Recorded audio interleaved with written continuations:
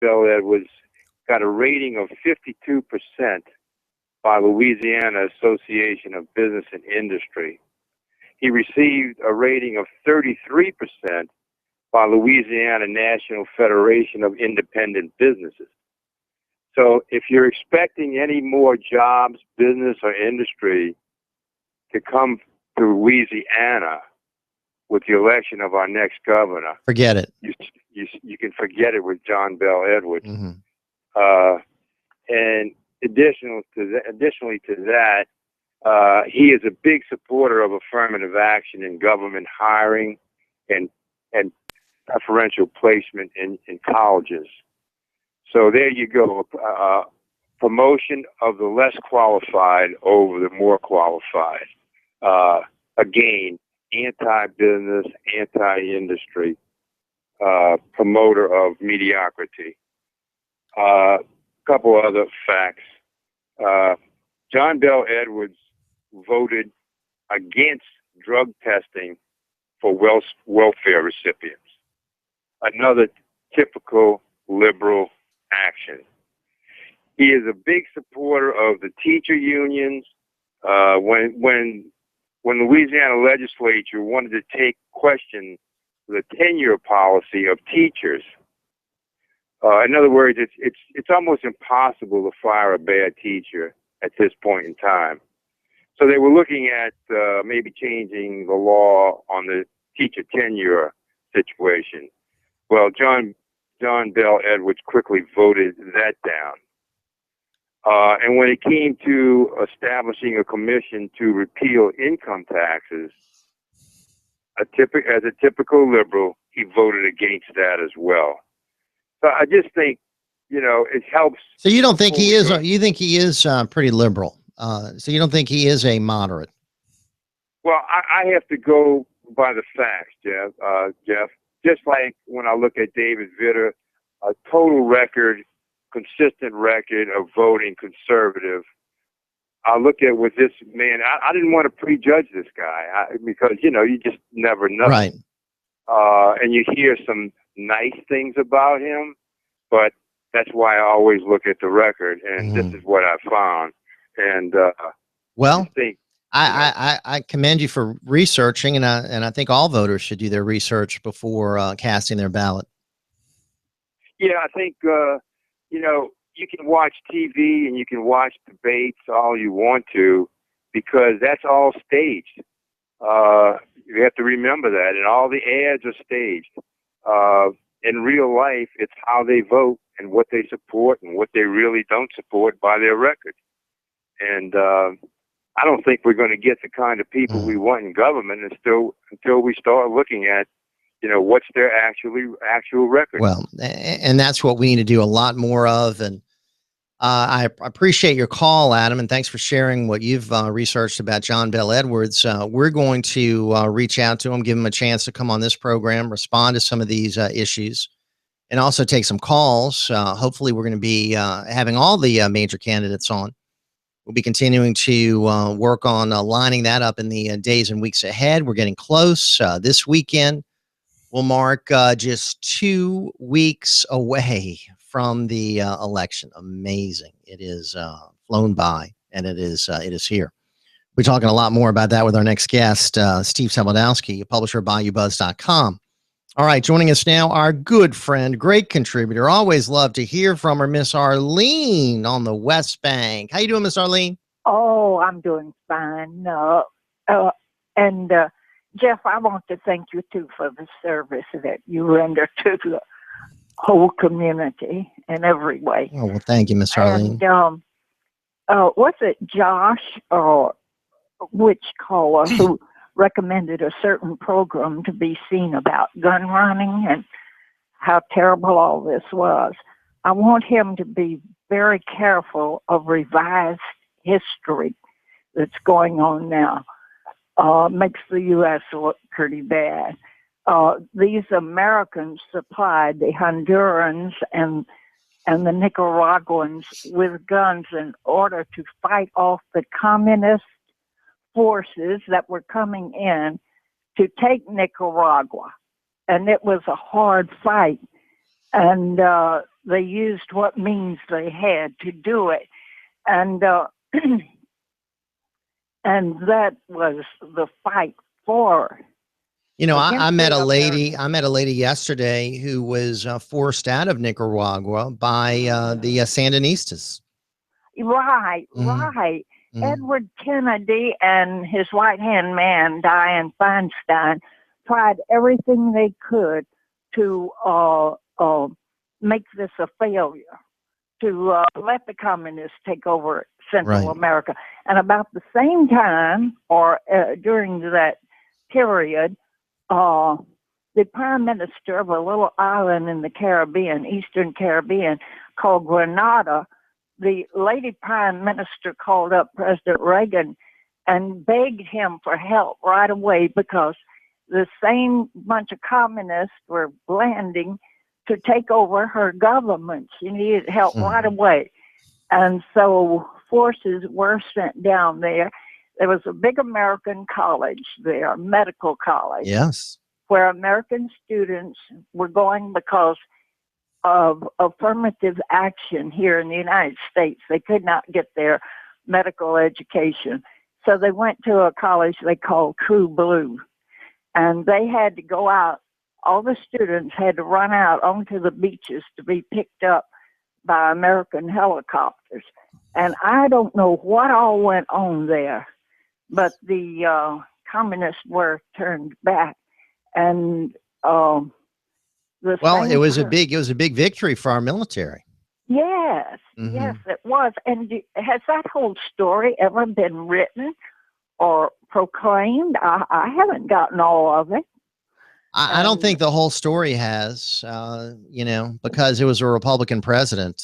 I mean, the communists were trying to get a foothold in this part of America. And hey, there was one man heading all this, or directing it, the same one that directed our planes to force down a plane in Italy that was carrying the terrorist who had attacked that Italian ship, what was it, Kilo Largo? Achille Lauro? Yeah. And where the terrorist had taken over that ship and throwing that poor man in the I think it was Leon overboard. Klinghoffer, I think his name was.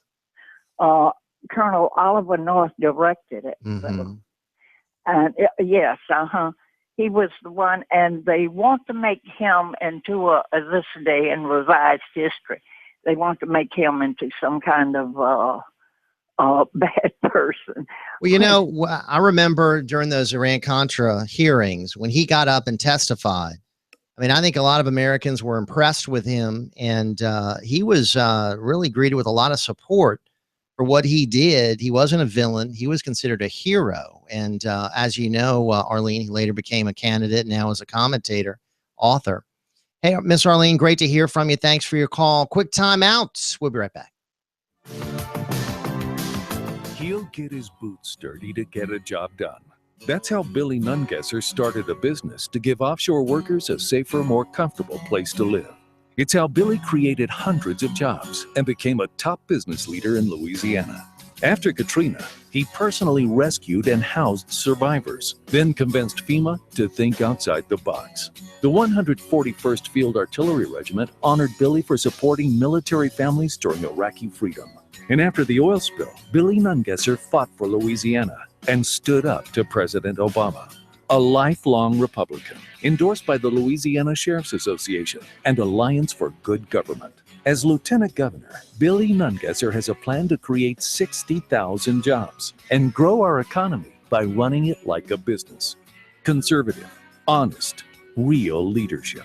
Billy Nungesser, a Lieutenant Governor for all of Louisiana. Paid for by friends of Billy Nungesser. Hi, this is Jim Spyro. Join me every Wednesday from 5 to 6 p.m. here on WGSO as we cover all the hot issues of the day. Obama, Harry Reid, the congressional Republican majority, the dysfunction in Congress, surveillance by the NSA, Iran, ISIS, and Afghanistan. All as we prepare for the presidential election in 2016. Listen in to our special guests from both sides of the aisle as we debate experts on issues relating to healthcare, the budget, national defense, and the U.S. Constitution. We never pull any punches, and of course, we take your calls throughout the hour, so make it a point to join us each and every Wednesday, 5 to 6 here on WGSO. See you then. Are you furnishing an apartment, bed and breakfast, or your kid's college apartment? Then make sure you check out Steve, you still there? Yeah, I am. Okay. I'll fix the camera. Okay. Bedroom, dining room, living room. Okay, there we go. Lamps, mirrors, desks, curtains, and more. Our inventory is gently used and is sure to dress up any room and will not hurt your wallet. Like us on Facebook and get 10% off. Canal Furniture Liquidators is open Tuesday through Friday from 10 to 6 and Saturday from 10 to 5. Located at 3534 Toulouse at the end of Bayou St. John behind the Mid-City Post Office. Canal Furniture Liquidators. It's another edition of Ringside Politics with a Punch and Jeff Crouere. We're on the air right now. The topics are hot. The host is cool. And we're waiting for you to shed some sunlight on our vast listening audience. Call Jeff Crouere now at 556-9696.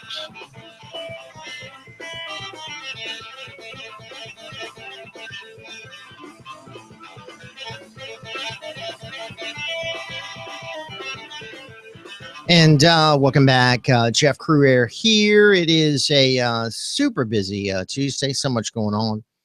And we thank you so much for joining us right here on the airwaves on 990 AM WGSO, also via your TuneIn app on your mobile device. And, of course, at Bayoubuzz.com, where we do our Google Hangout every week and talk about the issues of the day with Steve Sabludowsky, the publisher of Bayoubuzz. And, Steve, welcome aboard. Hey, Jeff, and how are you doing today? Hey, doing great. Thanks for joining us. And, Steve, we've been talking about a lot of issues this morning, presidential race, crime, also getting folks' thoughts on the Oregon incident. The new immigration numbers are out. But Bobby Jindal, want to get your thoughts on this. Bobby Jindal now up to 6% support in Iowa. And Louisiana Network News was reporting that one of the commentators there says that he's starting to, quote, catch fire. Your thoughts? That's Iowa. And even if he caught fire, I mean, would he in any way get the support of just mainstream America? No. Mainstream Republicans? No. He's saying that all the Congress people ought to be fired. I mean, give me a break. Here's a guy who's still getting paid by the state of Louisiana, is never here, and is now publishing a book. Well, the lady in Iowa said, well, people see him here so often, they're getting to know him. And that sort of is in contrast to Louisiana, where people never see him here. Sure. His favorables here are, freezing zone. I don't know what to say. I mean, this is Iowa. This is where, a very, very, very conservative bloc look for who they perceive to be the most conservative, despite the, whatever record the person might have or doesn't have. And he spent a lot of money on TV. I mean, go at it. We hope to have Jay Darden on the program later. I know we've had two televised debates, but one with all of the candidates. The numbers out from a recent poll show John Bel Edwards surging. We heard from our friend Adam earlier about his research into John Bel Edwards' record. David Vitter seems to be on the attack against Jay Darden and Scott Angel nonstop. Your thoughts on the state of the race right now? Well, I mean, I've looked at the different polls, and we published a poll. I actually had an interview with Ron Fauché last week, and we did an interview with Bernie Pincinat, and then we got into a dispute with Bernie Pincinat and Ron Fauché that we put up on Bayoubuzz. Ron Fauché didn't like what Bernie said. He asked us to publish a response. and we did so. But so anyway, please go to have your caller should read Bayoubuzz. What was your analysis of the dispute between the two pollsters? Well, I think what Bernie was saying was, number one, he said that some of the questions were stupid. And, I don't necessarily agree with Bernie, per se on that. I think that the questions were legitimate questions. I think what Bernie really kind of failed to say was that the questions didn't really probe into those things that your previous caller was talking about regarding John Bel Edwards, and didn't say about the trial lawyers, and didn't say about his voting record. And the whole thing is that to say that John Bel Edwards or Jay Darden or anybody else is going to be ahead of David Vitter by 4 points, 5, 7, etc., when David Vitter was able to take money from his federal campaign money, circumvent it, and send it down through his super PAC to his state campaign, something that couldn't be done before. You got to look at the whole picture. Well, it also noted that he could be, there was one poll that was out, I don't think it was a Fauché poll, but another poll by JMC Analytics that showed that maybe this whole prostitution issue could be having a negative effect on Vitter. Yeah, and likewise, I think the Fauché poll, again, about 40, at least in terms of the Fauché poll, I haven't seen the JMC poll, and the other poll that we put up, which was, and we had, by the way, we did have the crosstabs, and so we put it up. I know that other sites, put up polls without crosstabs, and I just think it's pretty despicable. But the whole thing is that it's an issue. Roughly 45% of the people feel like it's an issue, but it depends on how the issue is raised. I mean, if you're just gonna, if you're gonna do like Scott Angel did during the debate and mention the word prostitution and mention that Vitter failed in fornication, then I just don't think that that's cute. It doesn't go anywhere. But if you tie it to things that really matter to people like crime, then I think it matters. Yeah, he sort of referenced it without really delving into it. And, sure. And I do wonder how effective that was in the debate. A lot of criticism about the debates, that it didn't focus more on the budget, didn't focus more on the fiscal issues, focused a lot on the social issues. Is this going to be the only debate we're going to see between the candidates and David Vitter? Well, that depends upon David Vitter. It depends upon if he's going to show up at the other debates that are. I think there's I think there are other debates that are. I've read there are other debates, and I think it's just a question of whether he shows up. I think there's a debate in North Louisiana that he does intend to show up because he feels like that's safer ground. I think there's a PBS debate that he hasn't yet approved. And so I guess it really depends upon, how much does he know the questions beforehand? And obviously that's an issue that, that his opponents have brought up. Well, in any debate that has any kind of, I think, integrity, you don't give the questions out ahead of time to the candidates. No, it's sad. It's sad. 504-556-9696. Let's take some calls. Steve Sabludowsky with us, Jeff Crouere here. It's Ringside WGSO. Let's welcome our friend, Miss Sherry in Metairie. Hey, Sherry, good morning. How are you? Good morning. Just fine, thanks. You're welcome. Hi, Sherry. Thank you.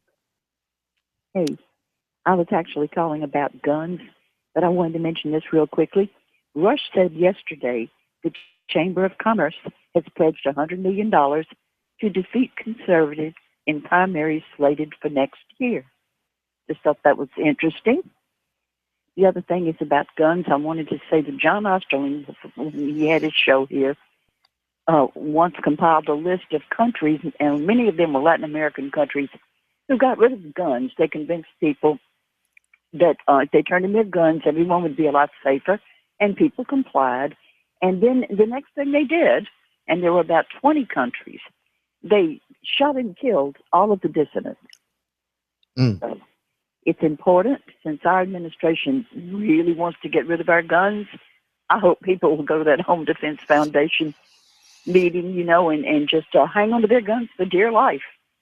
Well, we're looking forward to a big meeting tonight with State Treasurer John Kennedy, and I do invite everyone to join us at 2500 St. Claude at 7 p.m. tonight.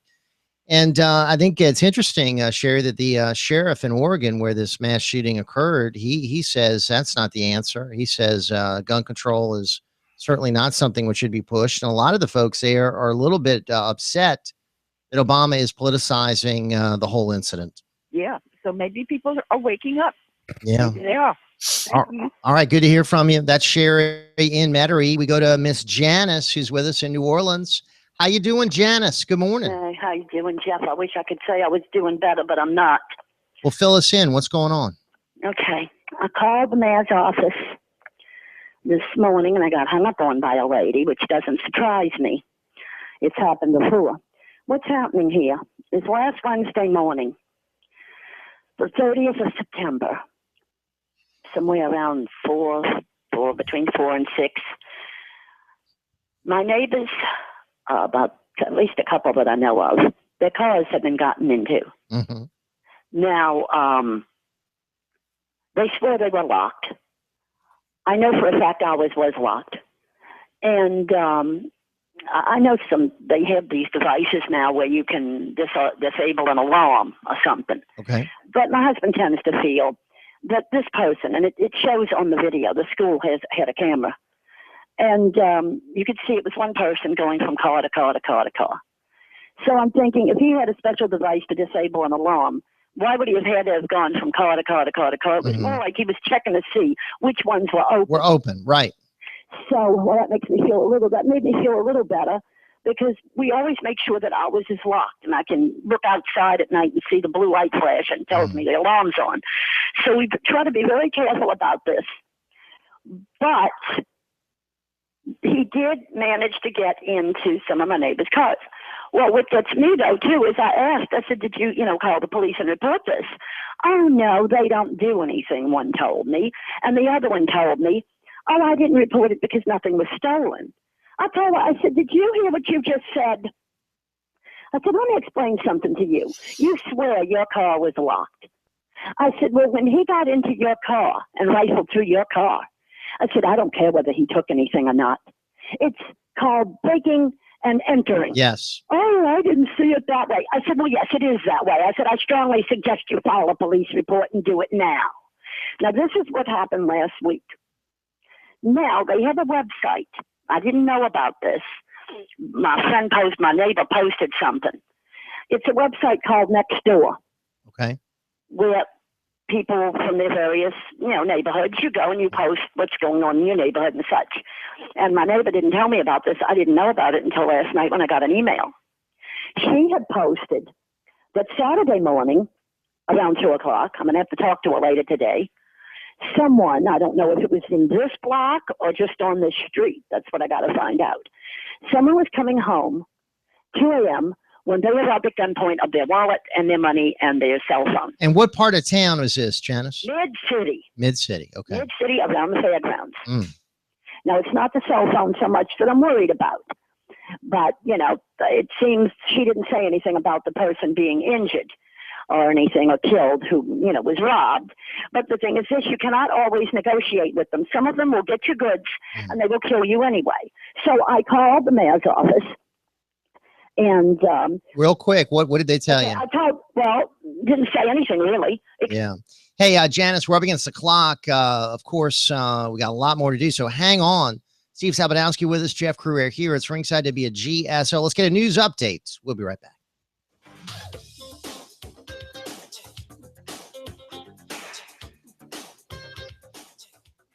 WGSO 990 AM, serving New Orleans, Louisiana for 60 years with the American way.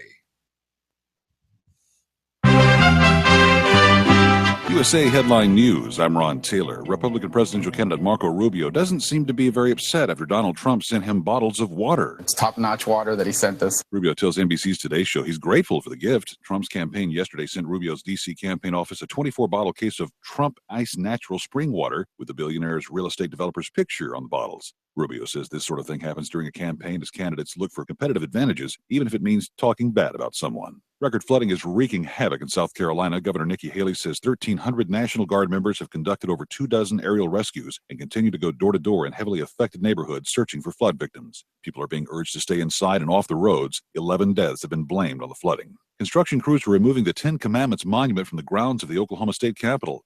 The move comes after the Oklahoma Supreme Court ruled in June that the granite monument was unconstitutional because it violated a prohibition on the use of public property to support a religion. Work began Monday to remove the monument. This is USA Headline News. Walmart is teaming up with some of the biggest names in health to bring you America's biggest health fair, the 4 healthiest hours in America. Visit your local Walmart on Saturday, October 10th from 12 to 4 p.m. and get free blood glucose and blood pressure screenings, sponsored by One A Day Vitacraves and Sandoz. Plus, stop by the Health Insurance Planning Center for answers to all your questions about how to choose the right solutions for your family. You'll even get a free gift bag while supplies last. This is one event you don't want to miss. See more at walmart.com/healthcare. Did you know the government is scheming to seize your retirement and bank accounts? Hi, David Fisher, CEO of Landmark Capital Gold Group. Get the facts in a white paper called How to Protect Your Retirement and Bank Accounts from Government Seizure. Transfer your 401k or IRA into physical gold and silver and take possession with no tax liability. Call Landmark Capital at 844-879-8882. That's 844-879-8882 or landmarkgold.com. It's Jeff Crouere, sales manager for WGSO. I'd like to introduce our general manager, Richard Tate. WGSO is locally owned and operated right here in New Orleans. We believe in helping our local businesses succeed. Are you tired of facing the outrageous advertising rates of our competitors and looking to promote your business? If so, we have some attractive sales packages available. Thanks, Richard. Folks, take advantage of this great offer. Email me at jeff@wgso.com or call me at 504-669-6076. Let us advertise your business on WGSO. Football Solutions is a leading educator in self-defense and firearms instruction at all levels and can provide you with a Louisiana CHP course. Football has years of experience in training both the local and private sector with unmatched customer service. Footballs can help make you self-aware, which is the key to safe daily activity.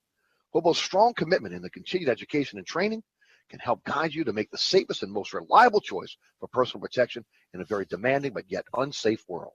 For more information, visit us online at footballsolutions.com or follow us on Facebook. A little boy who tore his pants while climbing a tree was afraid that his mother might be upset. So he called out when he got home, "Mom, if I fell out of a tree, would you rather I broke my leg or tore my pants?" "Don't be silly," she said. "I'd rather you tore your pants." "Great," the little boy said. "That's exactly what happened."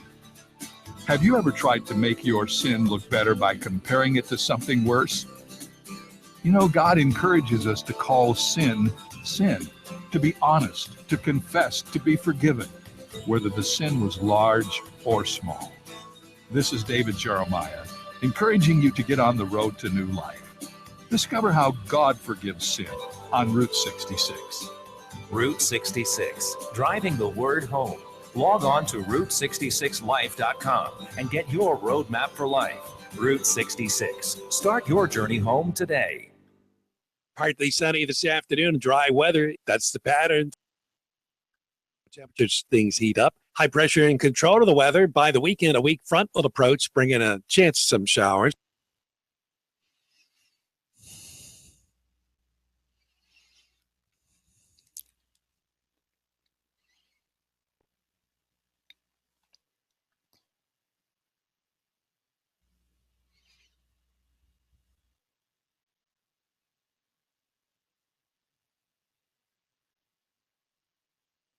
It's 5:45 p.m. The general session, Thursday, October 8th, 7 p.m. with Lady.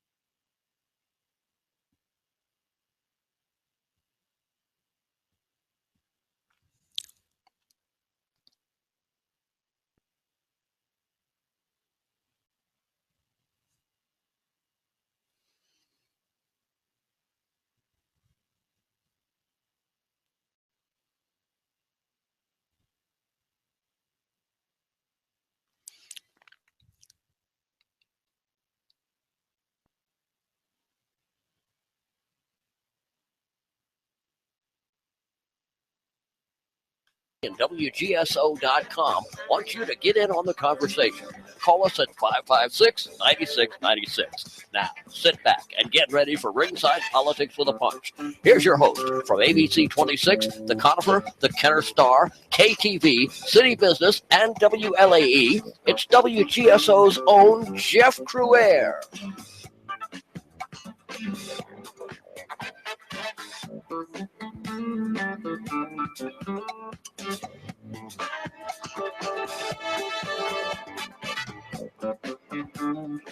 Hey, we just heard from Jay Darden's office, and he's going to be joining us tomorrow here on the program. So we look forward to that. And a little bit later on, we'll be hearing from investigative journalist, author, Dr. Jerome Corsi will be joining us here on the airwaves. Right now, more with our special guest, Steve Sabludowsky, Ringside All-Star, checks in with us on Tuesdays, publisher of Bayoubuzz.com. And we're visiting via Google Hangout at Bayoubuzz.com. And Steve, how you? I'm doing fine, Jeff. Thank you. All right. I wanted to give our friend, Miss Janice, a chance to finish her story about what happened when she called the mayor's office. And Janice, welcome back. Yeah, Jeff, I'm going to make this very quick. What happened was I told them what had been going on in my neighborhood here on my street and everything. And I told them, I said, there are times when my husband has to go out at night, you know, going to work. He works in radio. And I told them, I said, if anything ever happens to my husband and I lose my husband, whom I love more than life itself, I'm going to hold someone responsible. I said, I'll sue the city. I'll sue the mayor. I'll do something. I said, because someone's going to take responsibility for what's happening.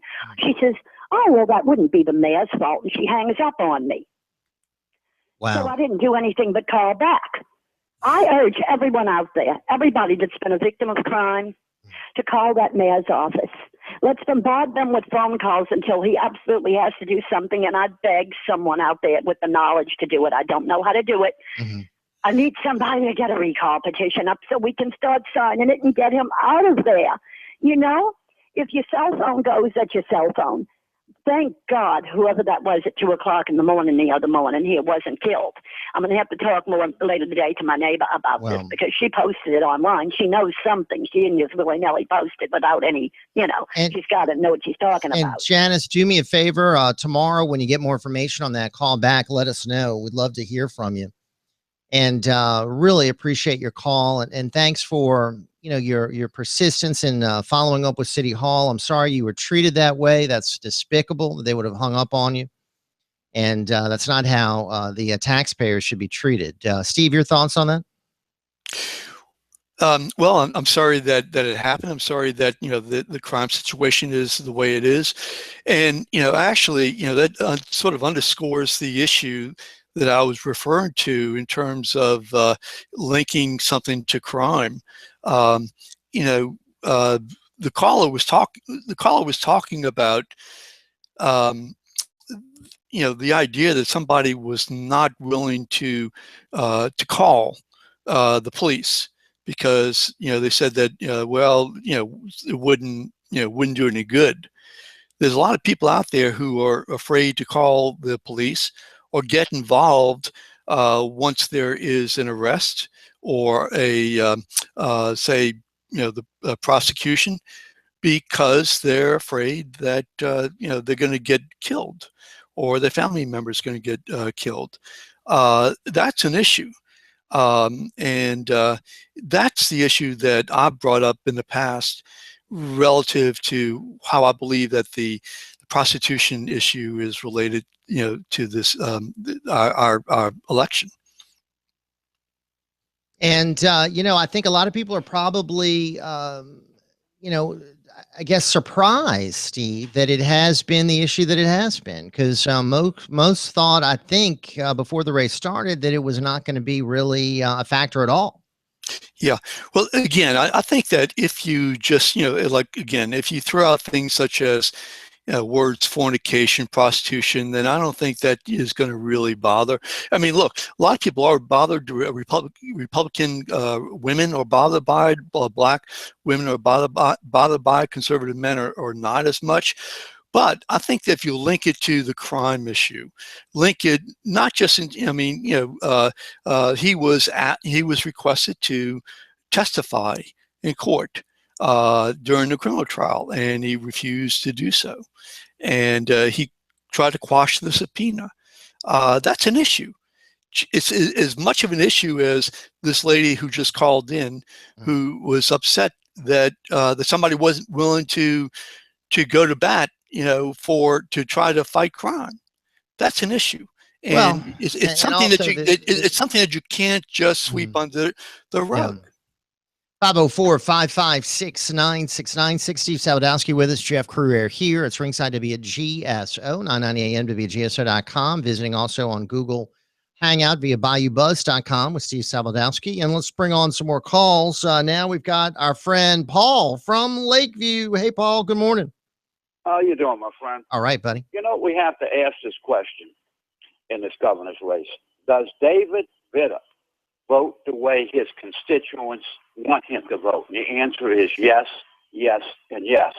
And that's a primary thing here. Not his sex life or his sex mongering. That doesn't make any difference in this campaign. And anyway, if he gets into a runoff with John Bel Edwards, I would think that David Vitter would receive majority of votes from Darden and Angel. I'm not a brilliant scientist. I'm not like Steve Sabludowsky and all the rest of these people, but that's what I think's going to happen. Well, that's the conventional wisdom, although it's been challenged now by a poll that shows Edwards winning a runoff against Vitter. But, and Paul, by the way, I disagree with that poll, okay, for the very reason that you said. I personally have always said that because of the money factor, not necessarily because of the issues, but because of the tremendous amount of money that he has, that it's going to be very difficult to overcome that.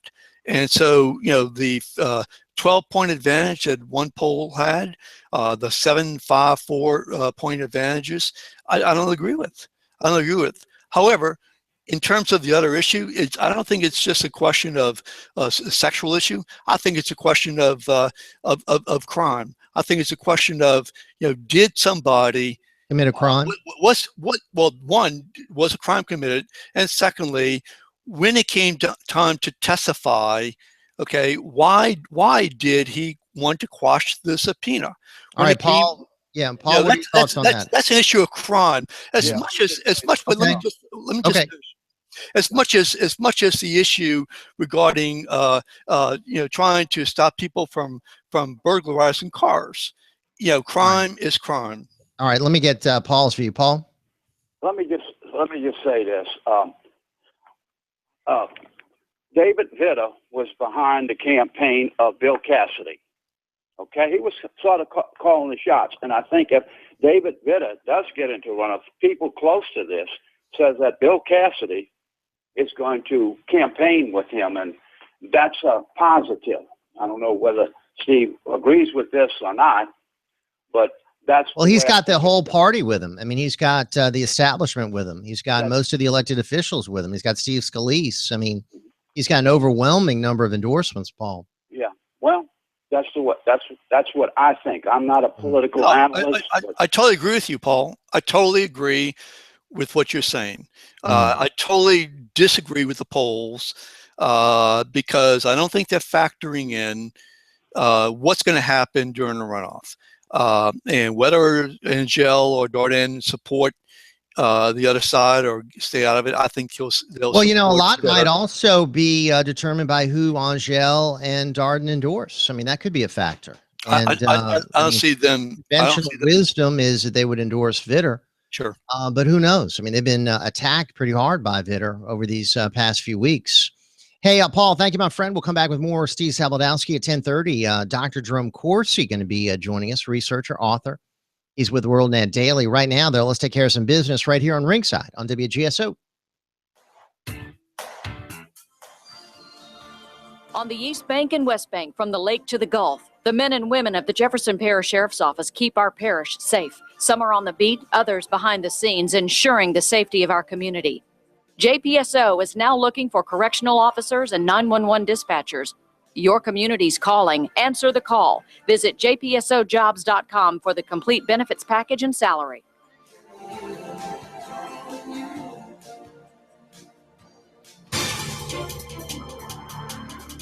In the New Orleans metro area, home prices are up while inventory is down.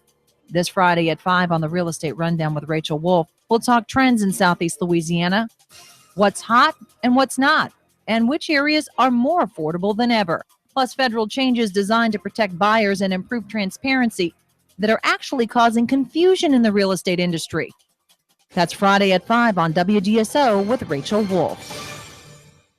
Jobs may change, but your retirement dreams don't have to. Roll over your retirement accounts from former employers into an Ameriprise IRA to help make your retirement dreams a reality. Call Ralph Leopold today at 504-322-2975. That's 504-322-2975. Office is located at Suite 1620 in the Galleria, Metairie, Louisiana. Ameriprise Financial Services, Incorporated, member FINRA and SIPC. Ameriprise cannot guarantee future financial results. What are you doing to stop traffic when your business is ready to wow the pants off customers? Visit Sir Speedy. We produce quality signs, posters, banners, and more that are just the trick for trade shows, promotions, events, and product launches. Whether you're taking it to the street, the floor, or the counter, bigger is always better. For more information or to get a quote, go to SirSpeedyNewOrleans.com. We're speaking easy and thinking hard about the troubles of the world today. Join us on Ringside Politics with a Punch now. Call Jeff Crouere at 556-9696.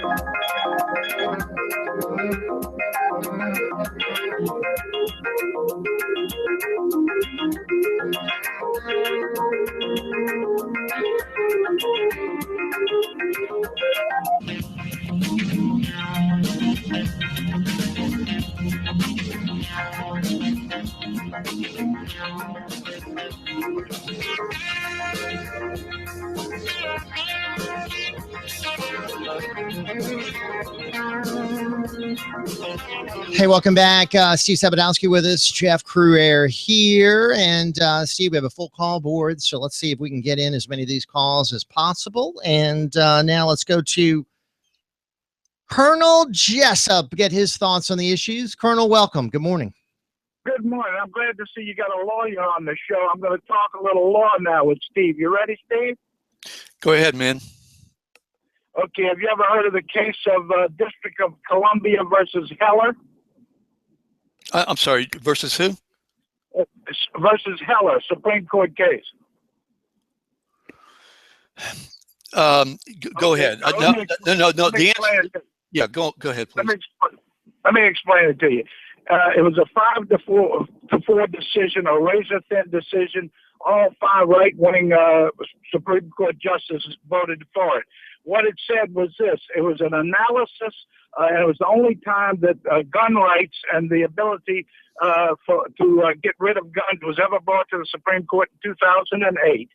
And what they said was this. They said, when you read the Second Amendment, and it says that in order to maintain a well-regulated militia for the security of the state, comma, the citizenry shall have the right to keep and bear arms. They said that the first part of the language of the Second Amendment, in order to maintain a well-regulated militia for the security of the state, had nothing to do with the citizens' rights to bear arms. The dumbest analysis I've ever heard, even a third grader who passed elementary English would know that that was dependent on that. And the Second Amendment is therefore irrelevant. It's just like the Third. The Third Amendment says, guess what? You can't quarter troops in your homes during peacetime. Both of those amendments have nothing to do with today's society. So what do you want to do? What do you want to do, Colonel? Confiscate all weapons? Is that what you want to do? Yeah, definitely. All right, good. That's a great idea, Colonel. 504-556-9696. So I guess you want to move in the direction of one of these totalitarian states where the only people that have guns are the government. I don't think that's going to fly here in the United States of America. And I think you have too many people that are gun owners. And I think there would be a real revolt if the government tried to confiscate people's weapons. Jeff, can I Yeah. just? Yeah, go ahead. I heard one of the callers say earlier that Obama wanted the guns confiscated. I have not heard that. I haven't heard that anywhere. I haven't heard. I mean, yeah, I've heard like he wants guns confiscated. I heard Alan Dershowitz advocated. I heard. I think I heard the Republican. I forget his name. Talk show host out of California who was on CNN asking those questions. I think he advocated it too, but he said that it just wouldn't happen. I just don't see how it could be done. I think it's about as likely to be done as Donald Trump removing 12 million people and sending back 40. What I find irritating, Steve, is every time you have one of these incidents, like what occurred in Oregon, you have the president running to the microphones and talking about these tragedies. We've got to do some more gun control. We've got to pass more stringent legislation. And even the sheriff out there in Oregon said that's not the answer. The residents out there are upset, from what I'm reading, that the president is going out there trying to make this a political issue. And it's just shameless. I Jeff, think it's shameless that he does this every time before expressing sympathy for the victims, before even looking into the incident that happened here. The media does it too. I mean, time and time again. Isn't it interesting, Steve, that these things keep happening on gun-free zones? Isn't it interesting that you have mental health factors that need to be addressed? And I just think it's the individual, not the weapon. I think that's the issue here. The person pulling the trigger, not the gun itself. You know, no doubt about it. I mean, is he wrong? I mean, at what point in time should he or anybody on either side begin to talk about, you know, how to fix the problem? After people are laid to rest, after we mourn the victims, after we analyze and fully investigate the situation. I don't think that, let me just say, from what I saw, I don't think that he was getting into the facts. I think he was just frustrated with this situation occurring over and over. So I don't think that he was doing, saying anything about the facts itself. So in that regard, I disagree. I see, on both sides. Pushing for gun control. Well, he's pushing, I think, trying to fix a problem. I don't think that he's saying that we should confiscate guns. I don't think that's what he's saying. I think that you may disagree, and we all may disagree with what he's suggesting in terms of a solution. But confiscation, I've never heard that. If I could be wrong, but I've never heard that. That's the point I'm making. We'll see what kind of specific legislation he's proposing, and we'll see if he's going to try to do something by executive order. I know that has been speculated. I think that's what some of the callers are referring to. Those are some of the reports that I'm hearing, that he's going to try to bypass Congress, like he did. There's precedent for him bypassing Congress, what he did with amnesty. He didn't get that approved in Congress. He did that on his own via an executive order. Could he maybe outlaw certain types of weapons via executive order? Could he impose more stringent background checks via executive order? Well, could Jeff, he shut down gun shows via executive order? I mean, what could he be doing? I don't know.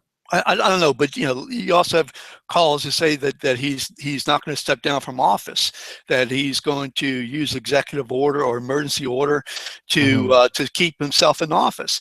Some things are just on its face really preposterous. I think there will be an election. I mean, I think there will be a new president. So I'm on record saying, yes, we're going to have a successor to Barack Obama. I'm just also on record, Steve, saying we could be in for a rocky 15 and a half months until this man leaves office. But let's get some more calls in, because a lot of people want to contribute. Let's go to our next caller. And we've got Marion with us in Metairie. Hey, Marion, how are you? Good morning. Hey, Jeff. Hey, Steve. Hey. Listen, I do agree with Steve. I think there was a previous caller talking about a possible governor's race runoff and how it would play out. I suspect that a large part of the Darden and Angel voters are anti-Vitter voters. And if that's true, they will vote for Edwards before they vote for Vitter in an Edwards-Vitter runoff. And that's why I disagree with that poll showing Edwards beating Vitter in a runoff. I don't think that's going to happen. To me, the much more important thing is to get one of the two Republican candidates, Darden or Angel, into the runoff with Vitter, who is going to make the runoff, but to get one of those two to oppose Vitter, to have an all GOP runoff. Well, the polls show right now that would be highly unlikely because John Bel Edwards is way in front, and then Vitter, and then way behind Vitter is Darden and Angel. Yeah, I don't give Vitter any significant amount of Darden and Angel votes. All right, so wait, so let's Democrats for the first time since Edwards and Duke. All right, so let's go down that path with you, Marion. So you're saying are you a Republican? I was a Republican. I'm an independent. Okay, so you consider yourself? I'll say I'm a conservative. A conservative. Okay, so you're saying in a runoff between Edwards and Vitter, you'd vote Edwards. Yes. And you're saying a lot of the Angel and Darden people will do that as well. I believe so too. So wouldn't the poll that shows and it's not about ideology. It's about Vitter as a person. Okay. Vitter as a politician. And I know I think he's a dangerous politician. He is a Bobby Jindal type, Huey Long type person who is going to punish people who don't support him. So if there are a lot of Darden and Angel supporters who believe that, and then Edwards is able to consolidate his base, wouldn't Edwards have a chance of beating him in a runoff? I hope he does, but I do think, contrary to the poll, I do think Edwards is the only candidate who can't beat Vitter in a runoff. So you think he would? I think that there are just too many GOP voters who vote party line, But the X factor is what you just said about yourself, and I think there are others out there who share your antipathy toward Vitter, who might pull that lever for a Democrat for the first time. Steve, we only got 30 seconds. Your thoughts? He's right. I think he's right about everything that he said. I think that number one, Vitter, if you like Bobby Jindal, you will love David Vitter because, like I said, I think he's the most vindictive person that I know. And I think that you ought to, I think you probably feel similar to that in terms of, his vindictiveness.